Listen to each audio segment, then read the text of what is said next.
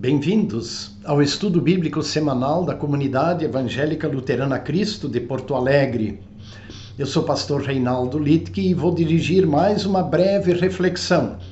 Eu quero abordar hoje um tema muito presente, especialmente aqui na vida dos porto-alegrenses, na vida dos gaúchos, de uma maneira muito especial. O tema está ligado com as perdas. Todo o Brasil sabe, o mundo sabe que neste último mês de maio de 2024, o Rio Grande do Sul foi atingido por uma inundação nunca antes vista. Quando eu cheguei em Porto Alegre, eu sempre ouvia falar da inundação do ano de 1941. E as águas do Rio Guaíba, elas avançaram para dentro da cidade de Porto Alegre. Não me refiro ao interior do estado, que também foi duramente afetado, mas me refiro aqui a Porto Alegre. As águas invadiram a cidade e invadiram também as dependências de então da Comunidade Evangélica Luterana Cristo. O templo e todas as dependências foram atingidos. Houve muitas perdas. Mas nada se comparou, segundo os especialistas, com a inundação deste último mês de maio. As águas atingiram quase que 1 metro acima daquela inundação de 1941. E, novamente, a Comunidade Cristo, o seu templo e todas as dependências, tanto da comunidade como do Colégio Concórdia, que funciona anexo à comunidade, foram duramente afetados. As perdas foram muito grandes. Bom, mas foram perdas materiais que a gente vai recompor, vai reconstruir. Paralelo a isso, famílias da Comunidade Cristo de Porto Alegre tiveram muitas perdas. Mais de 70 famílias da comunidade tiveram suas residências invadidas pelas águas e outras tantas tiveram que sair de suas residências porque seus bairros ficaram completamente alagados. A gente sempre acompanhou, eu e você também, inundações pelo mundo afora. E a gente as acompanhou através dos meios de comunicação. Agora, viver uma inundação como estas é algo inimaginável. Para mim, pelo menos, foi algo que eu nunca tinha imaginado. Perdas. Muitas perdas. Claro que houve também perdas de vidas humanas. Eu estou me referindo à nossa família da Comunidade Cristo. Agora, se eu amplio isto para as famílias do nosso bairro, das imediações do nosso bairro, das famílias de Porto Alegre e das famílias do Rio Grande do Sul, é impressionante. Não dá para calcular as perdas. E aí vem uma grande pergunta: como reagir nas perdas? Nós tivemos aqui no estado perdas econômicas, móveis, imóveis, objetos de dentro da casa que se deterioraram com as águas. Mas houve também perdas históricas. Muitas famílias perderam a sua história, as suas, vamos dizer, aquelas referências registradas em documentos, em fotografias, em livros. Houve perdas, e houve perdas de vidas humanas. E a grande pergunta sempre é como reagir. Por isso eu quero abordar, assim mesmo, não muito intensamente ou não muito profundamente, mas quero abordar um pouco essa questão ligada. Como agir e como reagir nas perdas. E eu quero tomar por base 2 textos bíblicos que envolvem 2 personagens bíblicos. E eles podem ser uma referência bem importante, bem significativa para nós lidarmos com as perdas que nós sofremos na grande inundação. Mas as perdas humanas não se limitam a uma inundação. Elas acontecem dia a dia na vida de todas as pessoas. Como agir? Como reagir? Onde buscar direção? Onde buscar apoio? Bom, eu quero colocar diante de nós 2 personagens que viveram perdas e que agiram e reagiram nas perdas. E o que nós podemos observar nesses dois personagens é que as perdas deles, quando eles olharam para as perdas, eles também viram algo maior que estava pela frente. E esse é um detalhe importante. Para reagir nas perdas, é importante olhar para frente e ver novas perspectivas, ou algo de valor, ou algo de muito valor. Vamos acompanhar esses personagens? Eles são um do Antigo Testamento e outro do Novo Testamento. Moisés e o apóstolo Paulo. Nós conhecemos muito bem a história de Moisés. Moisés, um israelita nascido no Egito em meio à escravidão. Quando havia o decreto do faraó do Egito de que todos os meninos israelitas nascidos no Egito devessem ser mortos, ainda crianças. E quando nasceu Moisés, seus pais o esconderam e até os 3 meses, e depois ele chegou a ser encontrado nas águas pela filha de Faraó, a princesa do Egito. Pois bem, e aí um momento na vida de Moisés é a vida no palácio. Pelo que nós vemos na Bíblia, Moisés viveu em torno de 120 anos.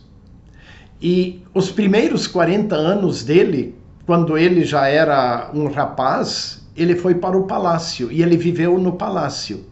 E ele viveu de acordo com todas as regalias do palácio de Faraó.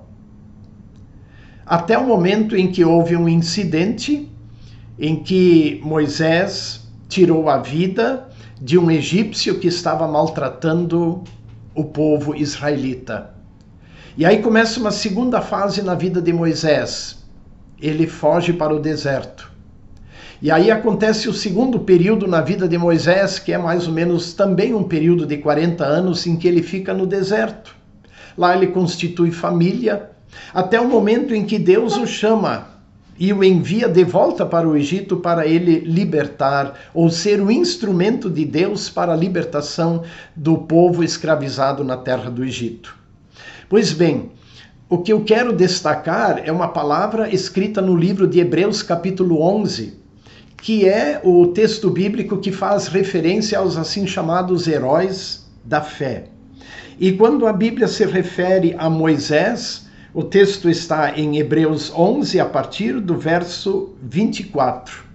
E lá está escrito assim: pela fé, Moisés, sendo homem feito, recusou ser chamado filho da filha de Faraó, preferindo ser maltratado junto com o povo de Deus a usufruir prazeres transitórios do pecado.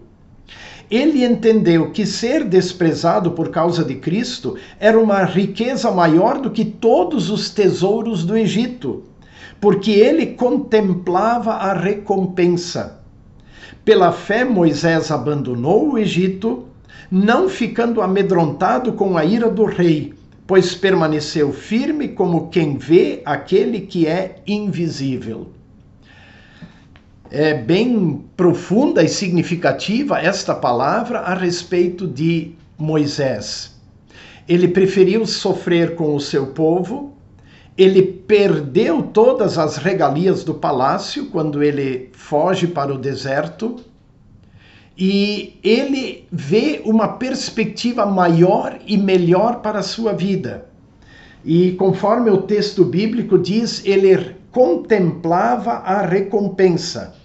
Verso 26, ele entendeu que ser desprezado por causa de Cristo era uma riqueza maior do que todos os tesouros do Egito, porque ele contemplava a recompensa.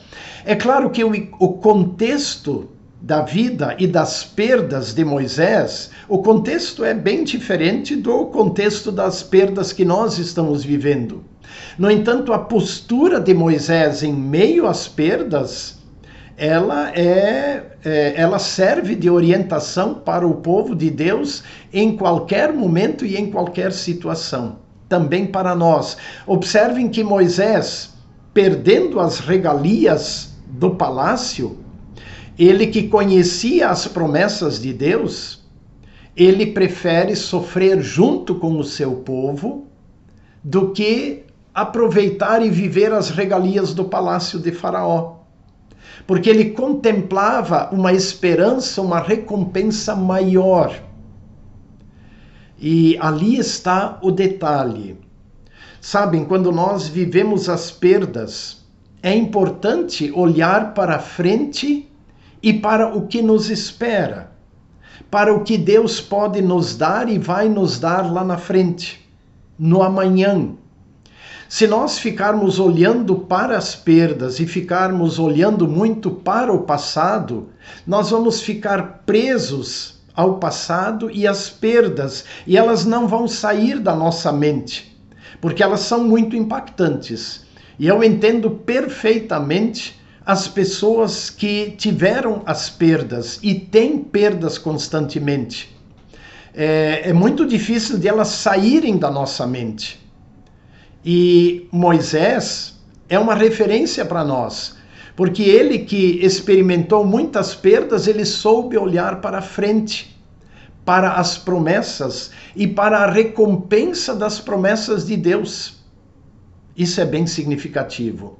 Bom, esse é o exemplo de Moisés. Vamos olhar um outro exemplo. E aí nós vamos olhar a vida do apóstolo Paulo no Novo Testamento, que também vive algo parecido. Vamos ver, o texto bíblico é de Filipenses capítulo 3, a partir do verso 7. É importante antes disso dizer de que Paulo, antes de ser o grande apóstolo, o enviado de Cristo aos povos gentios, ele, dentro da estrutura religiosa do povo de Israel, ele era do grupo dos fariseus. E ele era, apesar de relativamente jovem, ele era muito reconhecido entre as autoridades religiosas do povo de Israel. E isso lhe proporcionava muitas regalias, ou muitos lucros, muitos ganhos, muito reconhecimento. Isso lhe proporcionava status, lhe proporcionava boas condições econômicas. Bom, tanto é que ele era tão reconhecido que ele recebeu autorização, até para prender e perseguir cristãos. Mas há um momento na vida dele em que tudo muda, quando ele descobre algo mais importante do que aquilo que ele estava vivendo, do que aquilo que ele estava tendo. Ele descobre Jesus e a comunhão dele com Jesus e o que isto lhe proporcionava. E aí sim nós entendemos um pouco melhor as palavras dele. Isso está em Filipenses capítulo 13, eu vou ler a partir do verso 7. Diz assim: mas o que para mim era lucro, todo aquele status, aquelas benesses que ele tinha na condição de um líder religioso respeitado em Israel, o que para mim era lucro, isto considerei perda por causa de Cristo. Quando ele encontra e conhece Jesus como o Cristo, o enviado de Deus, o seu Salvador, muitas coisas perdem valor, muitas coisas do passado perdem valor porque ele encontra algo de mais valor. E aí ele diz assim: na verdade considero tudo como perda por causa do conhecimento de Cristo Jesus, meu Senhor. Por causa dele perdi todas as coisas e as considero como lixo para ganhar a Cristo e ser achado nele, não tendo justiça própria que procede da lei, mas aquela que é mediante a fé em Cristo, a justiça que procede de Deus, baseada na fé. O que eu quero, ele continua dizendo, o que eu quero está lá no verso 10, o que eu quero é conhecer Cristo e o poder da sua ressurreição e tomar parte nos seus sofrimentos, e me tornar como ele na sua morte, para de algum modo alcançar a ressurreição dentre os mortos. Quando ele conhece Cristo, seu Salvador, ele entende que todas as outras coisas que tinham tanto valor para ele passam a ser insignificantes, porque o ganho agora está ligado a Cristo e ao poder da ressurreição de Cristo. E ele recebe essa capacidade agora de olhar para além dos ganhos terrenos. E ele olha para o ganho eterno, para o ganho celestial que ele tem pela fé em Jesus. E uma vez colocado isso, ele nos diz uma outra coisa importante. Uma coisa faço, diz ele, esquecendo-me das coisas que ficam para trás e avançando para as que estão diante de mim, prossigo para o alvo, para o prêmio da soberana vocação de Deus em Cristo Jesus. E a palavra aqui é esta: esquecendo-me das coisas que ficam para trás e avançando para aquelas que estão diante de mim, eu prossigo, eu vou em frente porque há um alvo. Qual é o alvo? O prêmio da vocação de Deus em Cristo Jesus. Esse prêmio de eu ser chamado para ser filho de Deus e também para ter a bênção da vida eterna. Então, quando o apóstolo Paulo compreende isto, ele vê que as perdas que ele teve, porque são bem significativas as perdas de Paulo. Depois, por causa da sua condição de apóstolo de Cristo, de enviado de Cristo, além de ele perder as regalias e o status que ele tinha, ele passa a ser perseguido. Ele, nas viagens missionárias, ele passa por muitas provações e sofrimentos. Ele já não tem mais os recursos econômicos para a sua segurança. Ele depende da ajuda de outras, e essa congregação de Filipos foi uma que o ajudou economicamente para que ele pudesse se manter. Então, muita coisa mudou na vida do apóstolo. Mas vejam, ele não fica lamentando a perda, Ele olha para frente e vê o ganho. Ele tem a Cristo, e com Cristo ele tem a garantia da vida eterna. E isso o torna pronto até para participar dos sofrimentos de Cristo, ou seja, participar da luta dos cristãos neste mundo, dos sofrimentos também que a fé cristã impõe, ou que a fé cristã nos impõe. Então, volto a dizer o que eu disse com respeito a Moisés. O contexto das perdas, tanto de Moisés como do apóstolo Paulo, são diferentes das nossas perdas, mas elas também significam fortes provações para nós. E a grande questão é, em nossas perdas diárias, quer tenham sido na grande inundação, quer sejam de qualquer ordem, a grande pergunta é como é que nós reagimos, qual é a nossa postura, como nos posicionamos. E então aquela palavra do apóstolo, ela nos ajuda bastante quando ele diz: esquecendo-me das coisas que ficam para trás e avançando para as que diante de mim estão, eu prossigo, eu vou em frente, porque eu tenho um alvo, eu tenho uma meta, e é esta meta que eu persigo. Bom, como é que isso fica conosco? É a grande questão. Como é que isso fica conosco?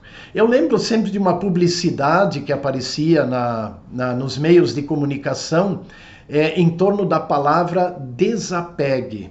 Desapegar-se é preciso. Desapegue-se das coisas. Está muito ligado também a você não se apegar demais às coisas materiais, mas estar pronto também a compartilhá-las com outros. Mas é interessante isso, porque nós vivemos bastante apegados ao que nós alcançamos, ao que nós conquistamos. E isso é humano, isso não é condenável de modo nenhum. Nós adquirimos amor pela casa que nós construímos, nós adquirimos amor para todas aquelas coisas que nós compramos, adquirimos ou ganhamos com muita luta, com muito sofrimento, com muita persistência. E ver que isso de uma hora para outra é levado, isso é muito duro, é muito difícil. Como agir? Como reagir? Paulo nos dá uma dica, não ficar olhando para aquilo que nós perdemos. Claro que isso vai ficar na nossa mente por muito tempo, talvez pela vida toda, mas não ficar preso ao que nós perdemos, mas olhar para frente, para aquilo que está diante de nós, olhar para aquilo que Deus fez por nós, olhar para aquilo que Deus ainda faz por nós, olhar para aquilo que Deus nos deu, porque tudo é dádiva do amor de Deus.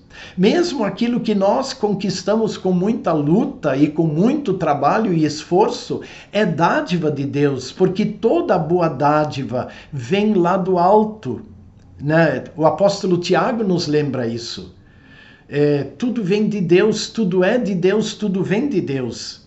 Se nós perdemos, Deus vai continuar nos dando tudo que nós precisamos. O apóstolo Paulo é outro que diz, tendo sustento e com que nos vestir, vivamos contentes, estejamos contentes, certos de que tudo vem de Deus. E aquilo que nós perdemos, sim, Deus pode nos dar isso, ou pode nos dar outras coisas que talvez nós vamos valorizar muito mais do que aquilo que nós perdemos. Sabem, são reflexões para esse momento. Ninguém de nós tem assim, como diria, a fórmula certa. Faz isso, faz aquilo e tudo se resolve. Não, não é por aí. A reconstrução, ela também é lenta, ela também vai ser difícil. Mas quero chamar a atenção de todos nós que tivemos perdas. Qual foi o ganho nesse primeiro momento? O ganho que eu experimentei e que muitos experimentaram foi a ajuda de pessoas, de amigos, de conhecidos e de desconhecidos. Quem nos resgatou de barco aqui das dependências da Comunidade Cristo, eu nem sei o nome. Até perguntei o nome na hora, mas eu já não lembro. Lembro de quem se preocupou, e foi a diretoria de nossa comunidade, que providenciou, porque nós esperamos alguns dias para sair do apartamento, imaginando que as águas baixassem. Mas elas não baixaram, pelo contrário, elas subiram cada vez mais. E então a diretoria da comunidade providenciou para que nós pudéssemos ser tirados de barco. Eu não lembro das 2 pessoas de barco que nos tiraram das dependências da nossa moradia. Então vejam bem, além disto, muitas pessoas experimentaram e ainda experimentam a generosidade dos outros, o amor, o companheirismo. Alguém me disse essa semana que ele ficou impressionado com o amor de pessoas que ele nunca tinha visto na vida dele. Vejam, se nós ficarmos só olhando para as perdas, nós não vamos enxergar coisas bonitas que Deus vai providenciar e vai colocar diante de nós. Repito, tudo que nós tínhamos ou temos é dádiva de Deus. Se nós perdemos, bem, louvado seja Deus que não nos abandona, que não nos desampara e que Ele vai continuar nos dando tudo o que nós precisamos. O apóstolo Paulo continuou falando, Ele, que foi muito ajudado pela congregação dos filipenses, ele também escreveu o seguinte numa carta de gratidão, está lá em Filipenses capítulo 4, a partir do verso 11, porque aprendi a viver contente em toda e qualquer situação. Sei o que é passar necessidade e sei também o que é ter em abundância. Aprendi o segredo de toda e qualquer circunstância, tanto de estar alimentado como de ter fome, tanto de ter abundância como de passar necessidade. E aí ele conclui dizendo: tudo posso. O segredo de viver assim: tudo posso naquele que me fortalece. De viver bem tanto na perda como no lucro, tanto na alegria como na dor, na necessidade ou na abundância. Isso é possível na vida do cristão porque tudo posso naquele que me fortalece. Ainda falando, e para concluir essa breve reflexão, ainda falando das perdas, é importante também lembrar o seguinte, né? Vai chegar um momento que nós vamos perder tudo aqui neste mundo e vamos perder inclusive a nossa vida. Uma irmã na fé me disse assim, né, diante das perdas: olha, eu perdi quase tudo, mas não perdi a fé e não perdi a esperança no meu Deus. Esse é o ponto. Que maravilhoso testemunho. Perdi muitas coisas, mas a confiança nas promessas de Deus eu não perdi. E é importante nós refletirmos nessa direção. Sim, perdemos, mas como eu estava dizendo, vai chegar um momento em que vamos perder tudo e vamos perder a vida terrena. E aí está reservado para nós aquilo que o apóstolo Paulo descobriu, né? A vida gloriosa no céu que nós temos pela fé em Cristo, que nós temos em comunhão com Cristo, o grande tesouro, né? A grande coisa que está diante de nós, e que nós podemos visualizar em meio às perdas terrenas. Podemos e vamos ter perdas, e vamos continuar tendo perdas. Mas, para mim, o viver é Cristo. E quando chegar a hora de morrer, ali vai estar o grande ganho que nós temos em Cristo, pela fé em Cristo. A garantia da vida eterna. Porque o apóstolo Paulo, na carta aos Hebreus, ele também enfatiza isto. Porque nós não temos uma cidade permanente aqui, mas nós buscamos a que há de vir. E em Cristo, ali está o nosso grande ganho. E que esta esperança que nós temos, a vida plena, perfeita e eterna em Cristo, pela fé em Cristo, que este seja o nosso foco também em meio às perdas terrenas. E continuar caminhando na certeza de que Deus vai continuar nos dando tudo que nós precisamos. E muitas coisas Ele nos dá pela generosidade das pessoas que se colocam ao lado daqueles que muito perderam. Que o bondoso Deus, que nos deu todas as coisas e que continua nos dando o que precisamos e que nos deu o Salvador Jesus, que Ele nos tome pela mão assim como Ele prometeu e que nas perdas Ele nos ajude para não ficarmos presos ao que nós perdemos, mas que saibamos olhar para aquilo que Deus vai continuar fazendo em nossas vidas e também através de nossas vidas. Um grande abraço, força e coragem. Deus os abençoe.